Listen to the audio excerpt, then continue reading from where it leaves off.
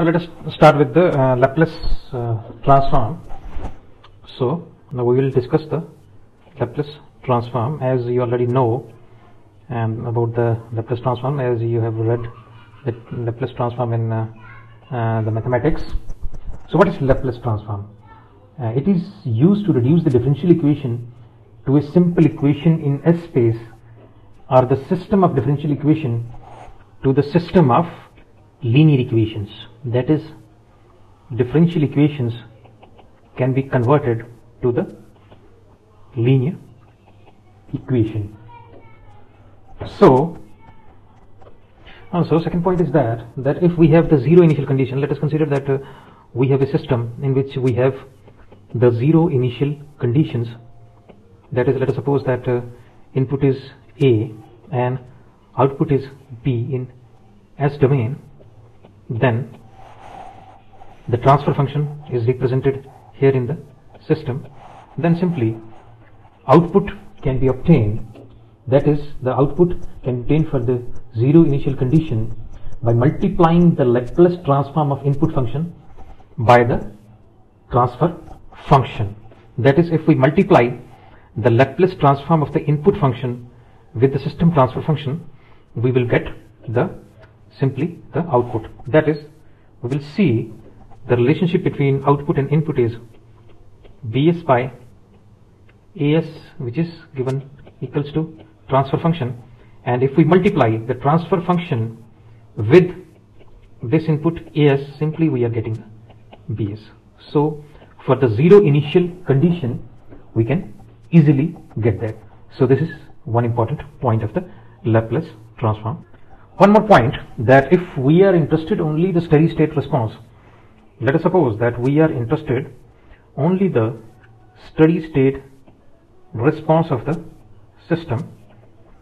In that very case, we have a periodic input, we can find the response. That is, let us suppose that we have periodic input,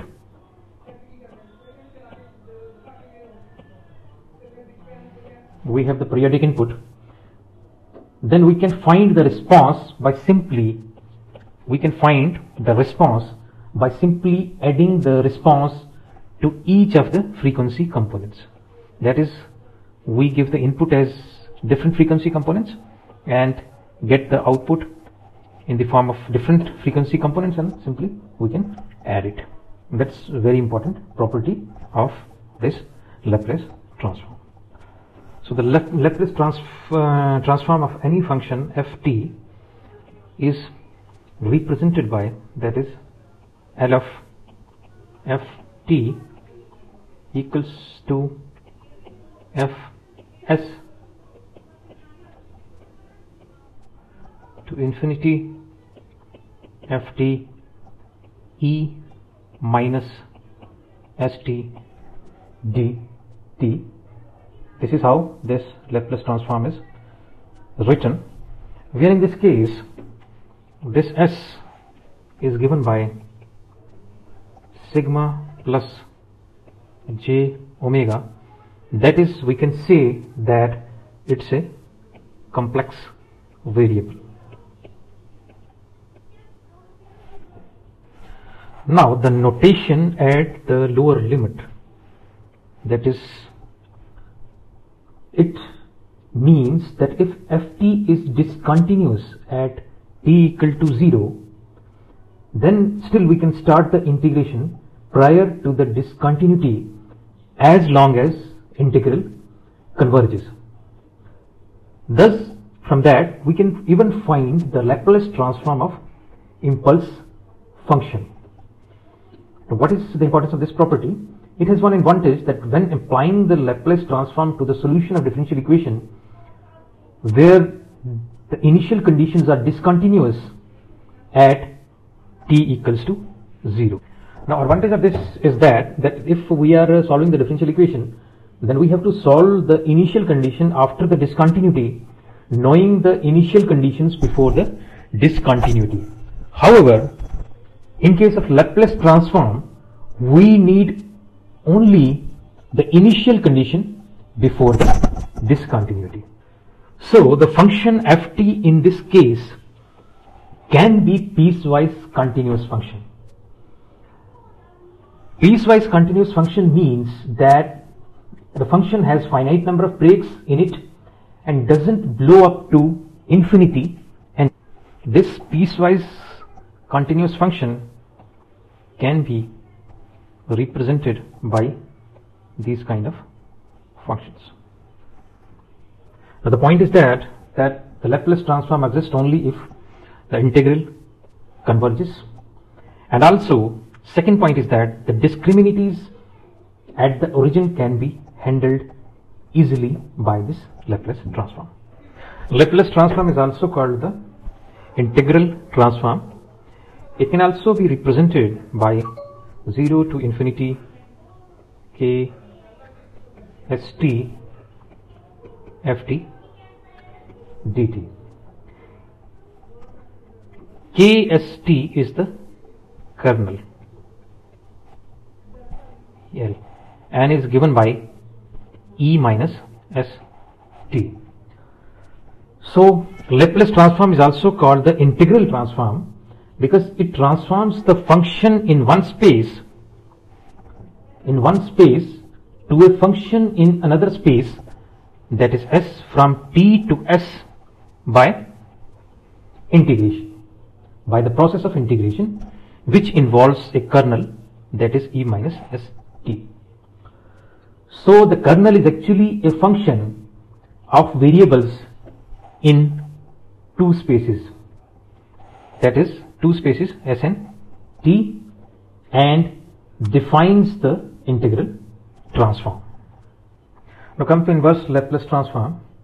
Now the inverse Laplace transform is represented by Laplace inverse f.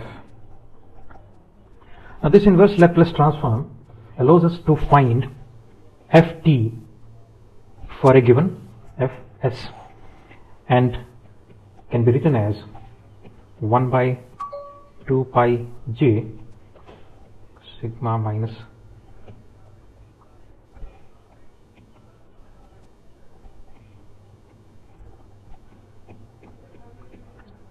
E S T D S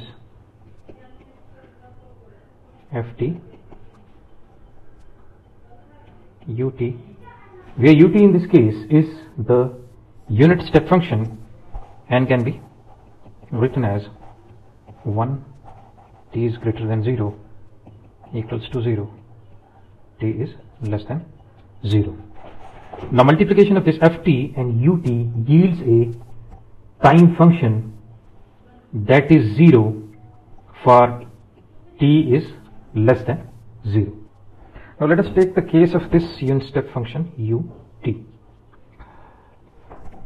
We will see that this function is used to represent the idealized switch and can be plotted like that, that is 0 to t. This is the unit step function.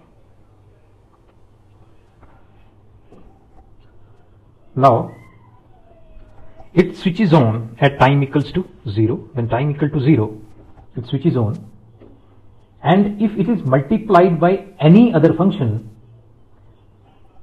then it acts as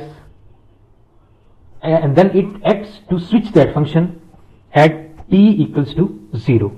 That is, if we multiply ut ft with ut, then it acts to switch that function ft at t equals to 0.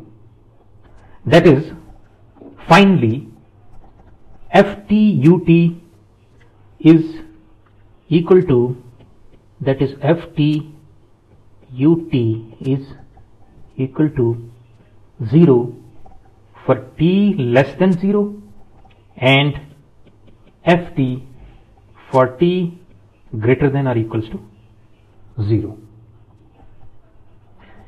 It can be explained graphically. Let us suppose that we have a function t square, that is y equal to t square, which can be represented by this. Okay. Now, if we plot for, this is for y equal to t square. So if we want to plot for y equals to t square ut, then simply we will get this one, that is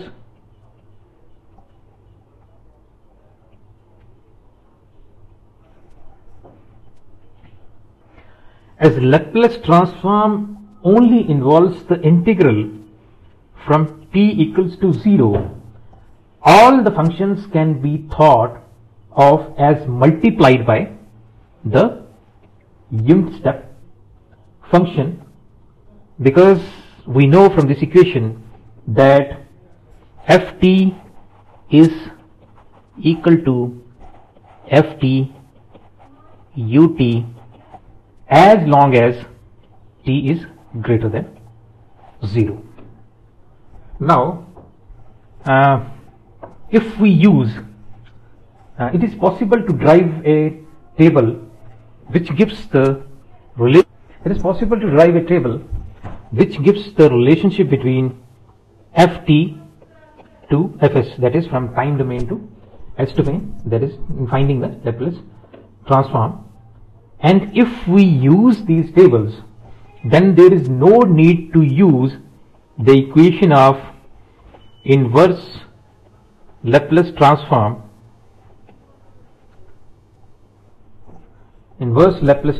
which requires very complex integration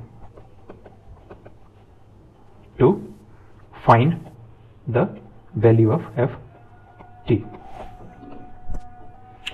So what we do in Laplace transform, we convert ft in time domain to this s domain, then we do some analysis, and after that we convert this again into the time domain to find the solution of some systems. So we converted these differential equations into algebraic equations and for the solution of the system. So for solving this, we use the ready-made tables of standard functions and some of the Laplace transform theorems to get the conclusion for the solution of the system. In the next lecture, we will discuss about the certain problems. We will solve certain problems of Laplace transform, and then we can move further in that. I hope you understand this lecture. Then in the next lecture, we will continue with this Laplace transform only. Thank you very much.